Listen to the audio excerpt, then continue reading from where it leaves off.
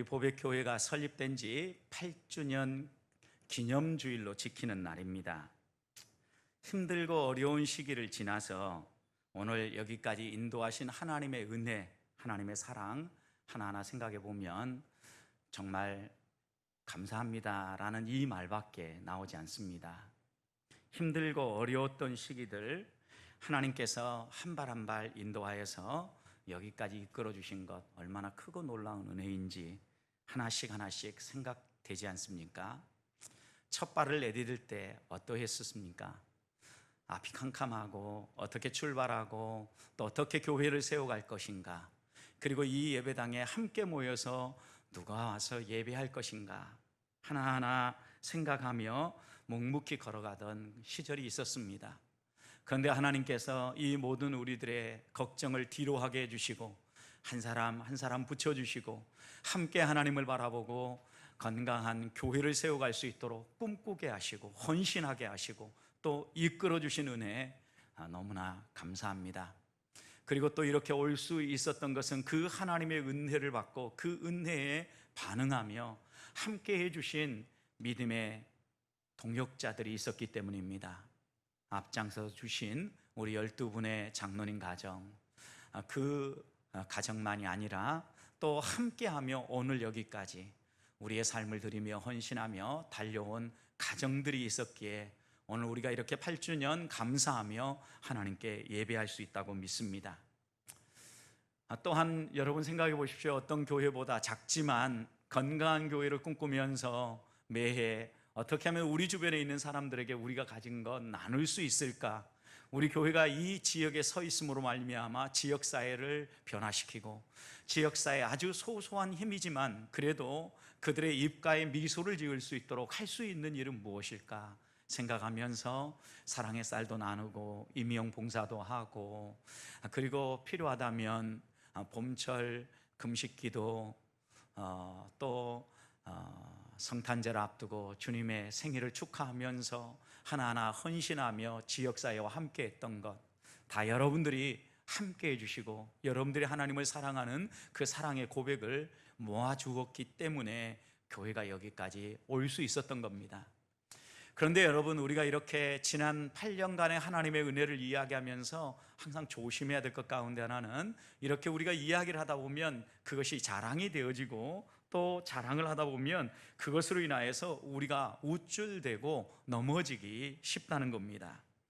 우리보다 좀 더 어려운 환경에 있는 분들, 그리고 힘든 환경에 있는 분들을 배려하고 그들을 위해서 우리의 작은 사랑을 우리가 나눌 때 나도 모르는 사이에 나는 저 사람보다 좀 더 나아, 내가 이렇게 베풀 수 있다라는 게 나는 뭔가 힘이 있어, 이러면서 우쭐거리고 자랑을 하다 보면 넘어지기 쉽다는 겁니다.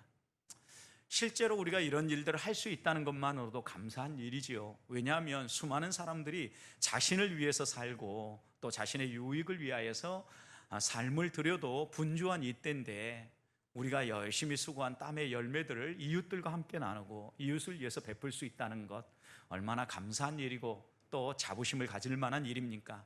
그런데 자부심을 갖는 것과 교만해지는 것이 백지장 한 장처럼 아주 미묘한 차이에서 넘어지기도 하고 또 바로 서기도 한다는 것을 우리는 기억해야 합니다. 그래서 우리들이 항상 믿음의 길을 걸어갈 때 또 이렇게 8주년 감사를 하면서 어떤 경계선을 넘어갈 때마다 잠시 멈춰서서 우리가 걸어가고 있는 길, 그리고 우리가 행하던 이 모든 일들을 하나님이 가르쳐 주신 복음을 따라서 행하고 있는가, 하나님의 말씀을 따라서 믿음의 길을 걸어가고 있는가 꼭 점검하는 시간이 필요합니다. 우리가 때때로 이런 점검하는 시간들을 갖지 못하기 때문에 하나님은 전체적으로 우리를 한번 멈추어 세울 때가 있습니다. 요즘 들려오는 소식을 보십시오. 얼마나 많은 자연재해들이 우리 가까이에 있습니까? 올해 우리가 겪었던 수해의 피해만 보아도 여러분 금방 느낄 수 있지 않습니까? 평소와 다르게 긴 장마, 그리고 집중적으로 비가 쏟아지는데 이렇게 많은 비가 쏟아진 적이 없다고 하지 않습니까? 또 미국이라는 큰 나라에서 어느 지역은 폭염 때문에 힘들어, 그리고 또 산불로 인해서 고통을 겪는데요, 또 동부 북쪽으로는요 막 눈이 쏟아지고 기상이변의 재해들이 속출하고 있지 않습니까? 제가 얼마 전에 강의를 위해서 다녀왔던 콜로라도 덴버 그 지역에 눈이 내렸다는 소식을 뉴스로 이렇게 접해 들었는데, 얼마나 우리가 살아가고 있는 이 세상의 자연이 우리의 이기심 때문에 훼손되어졌는지 금방 느낄 수 있는 부분이지 않습니까? 아마도 이렇게 우리들이 우리의 삶을 보지 못하고 막 달려가면 하나님은 때때로 강제적으로 우리를 이렇게 멈추어 세울 때가 있으셔요. 저는 이 코로나19도 이렇게 하나님께서 강제적으로 우리를 멈추어 세우시는 사건이라고 생각을 합니다. 하나님은 우리가 때때로 자랑을 넘어서 교만하지 아니하도록 우리를 멈춰 세우고 우리 몸에 들어간 힘을, 우리 어깨에 들어간 그 힘을 빼신다라는 겁니다. 그런데 감사한 것은요, 하나님이 이렇게 우리에게 힘을 빼신다라는 것은 낭망할 일이 아니에요.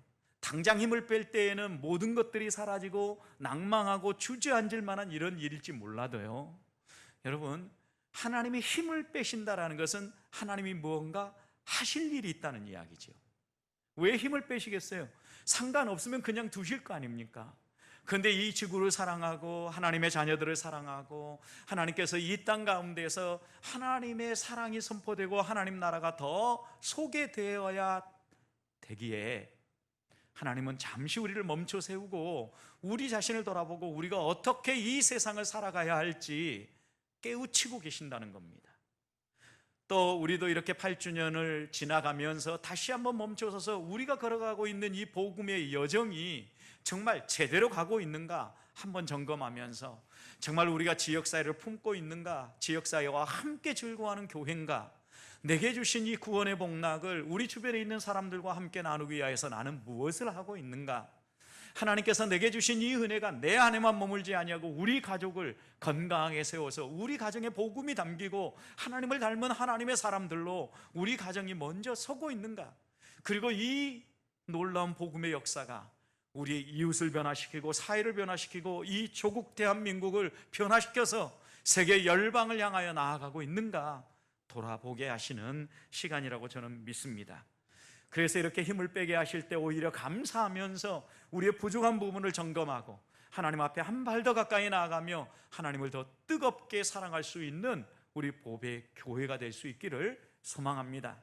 저는 그런 점에서 오늘 이 사랑의 길에 대해서 가르치는 바울의 이 말씀을 설립 8주년을 맞이하면서 좀 본문을 바꾸어야 되는가, 다른 말씀을 전해야 되는가 고민을 했는데, 하나님께서 제 마음속에 깨달음을 주신 것 가운데 하나가 딱 이때에 맞춰서 사랑은 교만하지 아니한다, 이 말씀, 지난주에는 사랑은 자랑하지 아니한다, 이 말씀을 통해서 하나님이 우리에게 말씀하고 계시는구나. 우리들이 이제껏 정말 그 어려운 시기에 놀라운 부흥을 맛보고 이렇게 건강하고 건실한 교회를 세웠다는 것만으로도 자부심을 가질 만한데, 이럴 때 우리가 다시 한 번 더 점검하면서 정말 하나님 앞에 사랑의 길을 걷는 사람이라면, 하나님이 가르쳐 주신 믿음의 길 가운데도 가장 좋은 길을 소망하며 걷는 사람이라면 자랑에 넘어지지 아니하고 교만하지 아니한다는 그 교훈을 분명히 하면서 다시 한 번 더 지난 8년을 달려온 것처럼 또다시 다가오는 한 해 한 해를 겸손하게 하나님의 은혜를 사모하며 달려가라고 이 말씀을 주신다, 이렇게 깨닫습니다. 그래서 저는 먼저 우리가 이 8주년을 맞이하면서 점검해야 될 것 가운데 하나는, 혹시 내 안에 교만함은 없는가, 우리 교회 안에 교만함은 없는가, 사랑은 교만하지 않는다는 이 말씀을 마음에 새기십시다. 특별히 고린도 교회 안에는 이 교만의 문제가 많았던 것 같습니다. 이 교만하지 아니한다라는 이 동사는요, 신약 성경에 전체 7번 사용되어진 단어예요. 그런데 고린도 교회에 쓰는 편지에서 6번을 썼어요. 여러분, 그러니까 집중적으로 고린도 교회에 보내는 이 편지에 이 교만하지 아니한다라는 단어를 썼다라는 거 여러분 기억할 수 있죠. 왜 그런 단어가 반복적으로 많이 나오겠습니까? 고린도 교회 안에 열심히 신령한 은사를 사모하며 신앙생활을 하고 있음에도 불구하고 그들 안에 신앙의 도토리 키재기로 말미암아서 교만한 모습이 드러나고 서로 갈등이 생기기 때문입니다. 그래서 이 교만하지 아니한다라는 동사는요, 자신만만한 행동하고 연결되어져 있는데요, 무슨 일을 행할 때 주저하지 아니하고 자신감을 가지고 당당하게 일하는 거 필요하죠, 여러분. 어떤 일을 할 때 쭈뼛쭈뼛하고 우리의 몸이 움츠러들어 보십시오. 있는 실력도 발휘하지 못하고요, 넘어지기 쉬워요. 그래서 때로는 이런 자신감이 필요한데요, 여기 교만하지 않는다라는 것은 이런 자신감이요, 도를 넘어서는 거예요. 그래서 이렇게 생각하는 겁니다. 나는 이 것들에 대해서 모든 해답을 가지고 있어. 나 같은 사람은 없어. 그러면서 자기의 의견을 고집하면서 자기의 길만 주장하며 달려가는 경우에, 이게 교만하게 행동한다라는 의미예요. 그리고 우리가 어디에서든지 전문가다라고 하면 그 사람의 실력을 인정하지 않습니까? 그런데 나쁜 의미에서 전문가 행세를 하는 거예요. 야, 이 일에 대해서는 나만한 사람이 없어 라고 생각하면서 자신을 드러내고 자신을 자랑하는 거죠. 실제 사람들이 자신의 가진 행위와 능력을 자꾸 자랑하면서 말을 하다 보면요, 거기에 살이 붙기 시작하죠. 우리는 부풀린다라고 얘기합니다. 여러분, 그런데 교만하지 아니한다라는 것은 이렇게 부풀려서 말하거나 다른 사람 앞에서 거만하게 우쭐대지 않는다라는 그런 의미입니다. 고린도 교회의 모습을 보십시오. 그들은 사람을 자랑하지 않았습니까? 나는 바울이 최고라고 생각한다, 아볼로가 최고라고 생각한다, 게바가 최고라고 생각한다, 이러면서 그들은요, 사람을 자랑했어요. 하나님을 붙잡고 그들을 세우신 하나님의 은혜를 찬양하고 그 하나님을 따라간 게 아니라 그 사람들을 통하여서 나타나는 능력, 결과물들, 현상들, 이런 것들을 자랑했단 말이에요.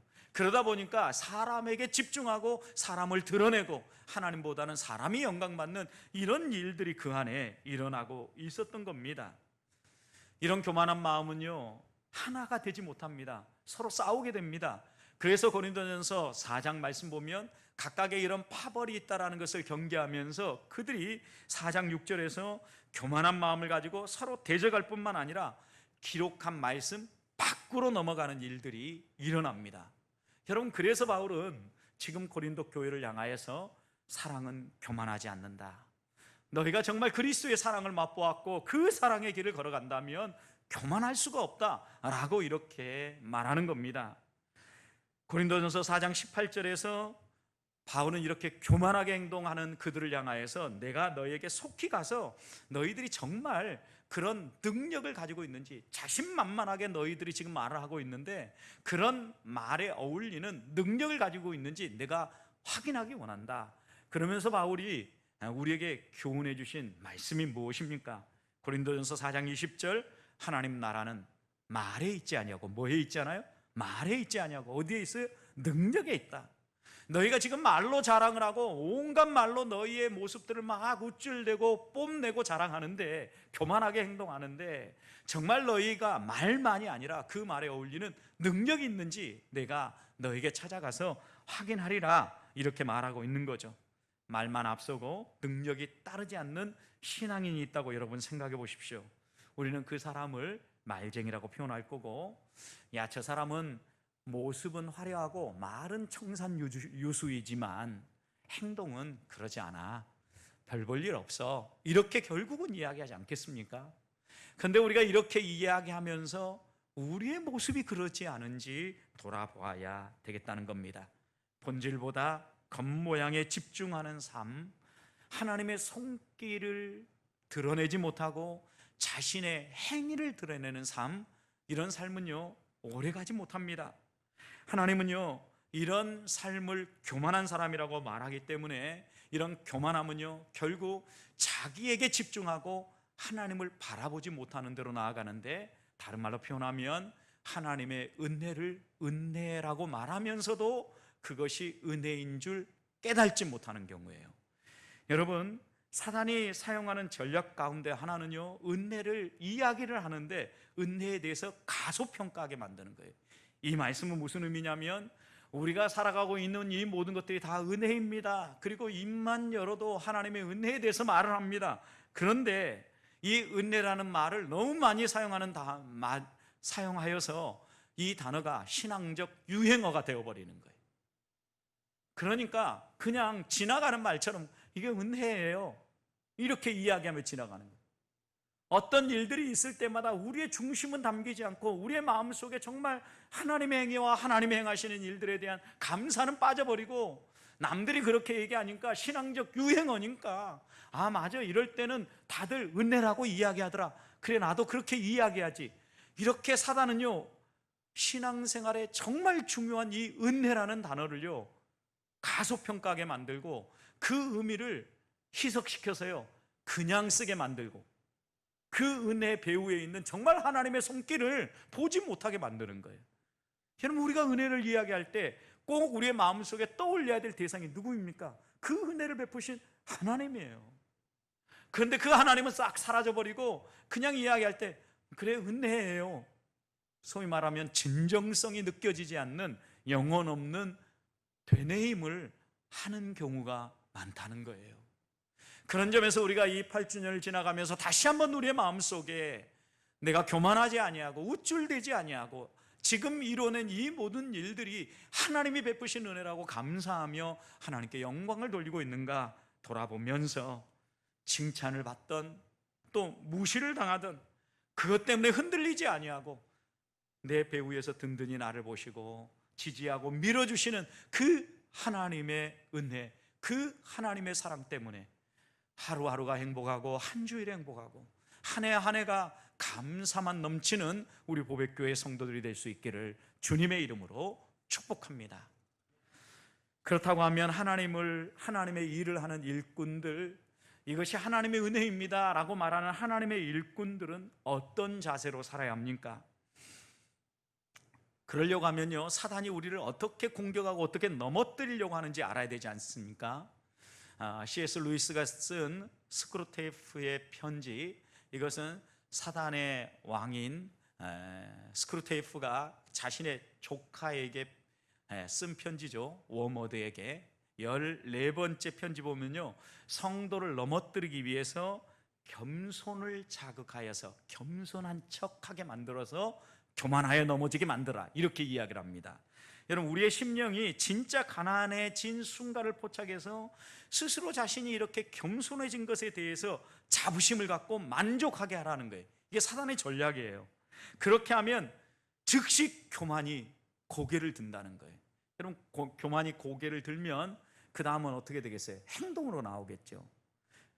건강한 그리스도인은요, 이게 행동으로 가기 전에 어떻게 하겠어요? 아, 내가 교만해지려고 하구나, 즉시 느낄 거 아닙니까?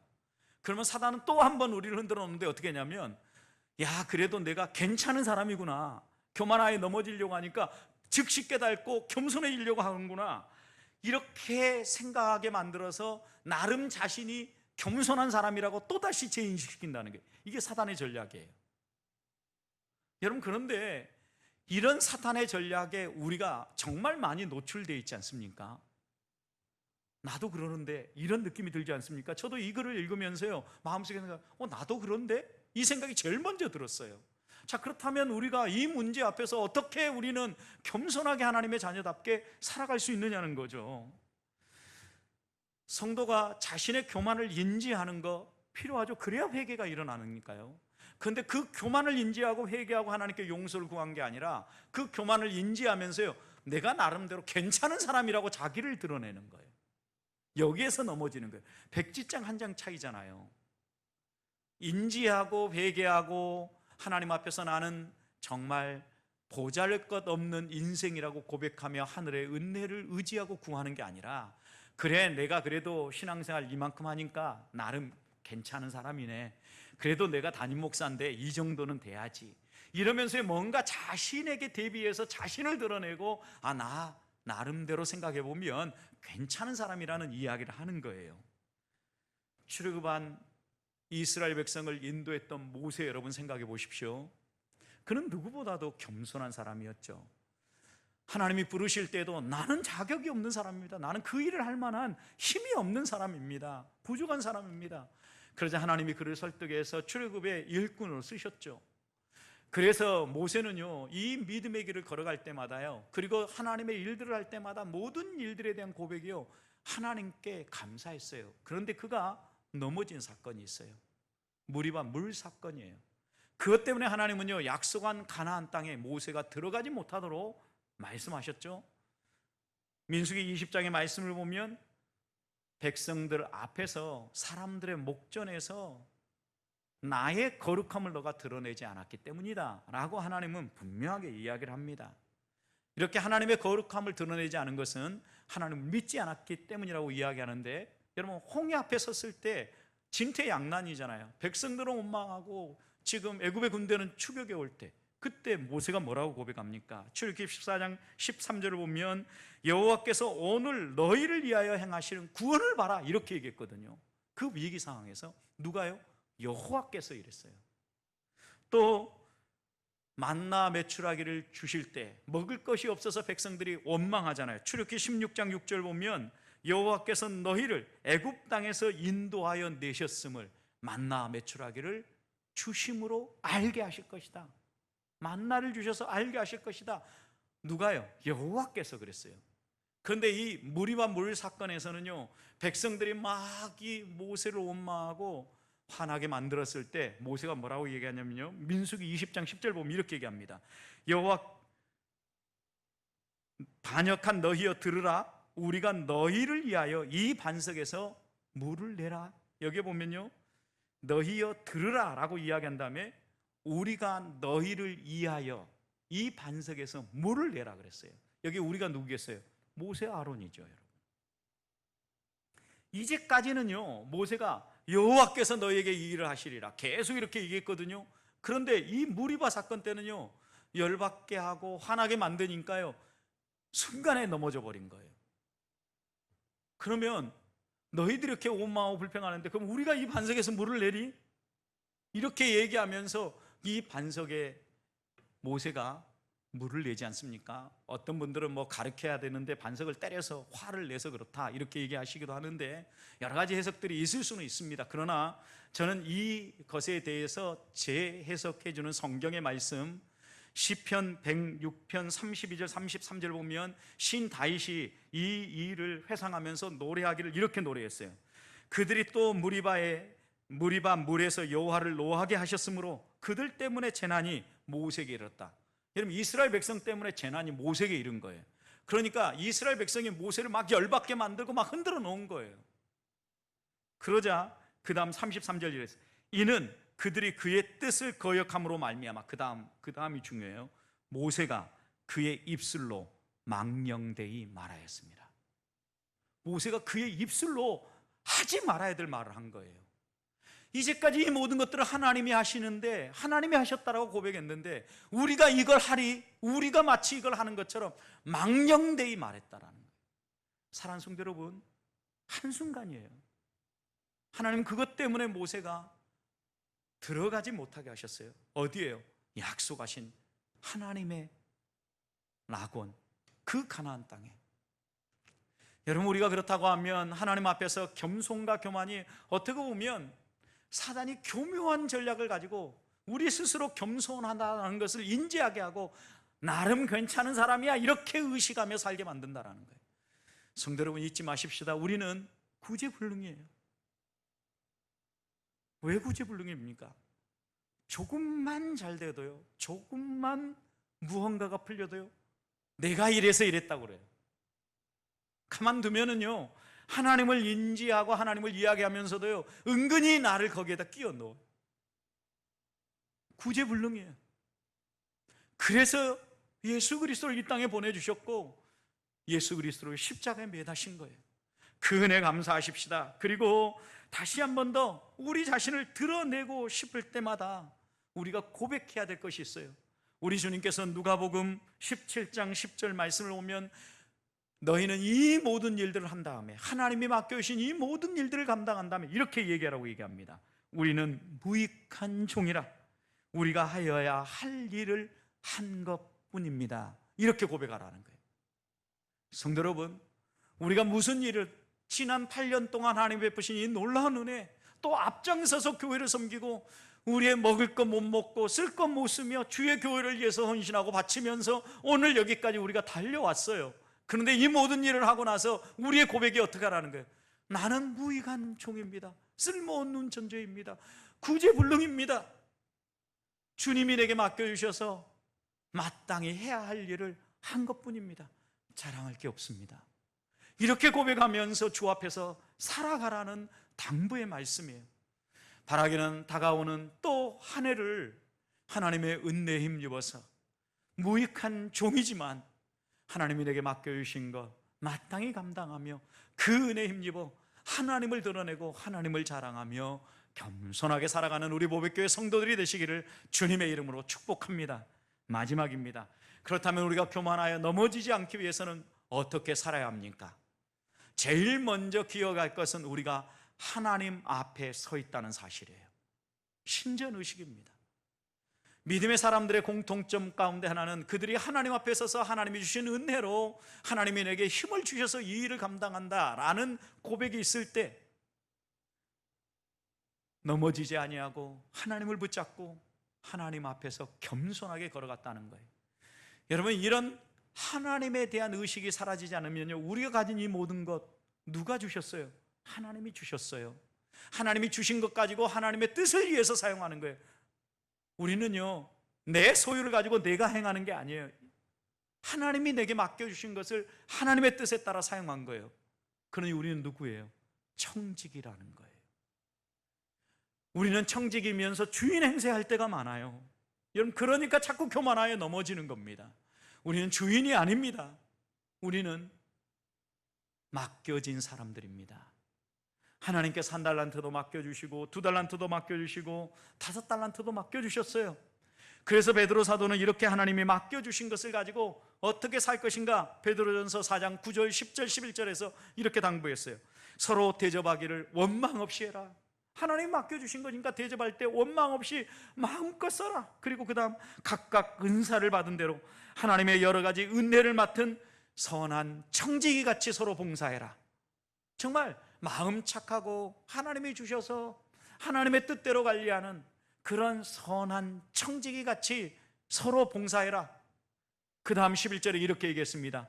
누가 말을 한다고 하면 하나님이 말씀하는 것 같이 말하고, 누가 봉사를 한다면 하나님이 공급하신 힘으로 하는 것 같이 하고, 내가 가진 것으로 하는 것이 아니라 하나님이 공급한 힘으로 너희가 이걸 한다라는 것을 드러내며 살라는 거죠.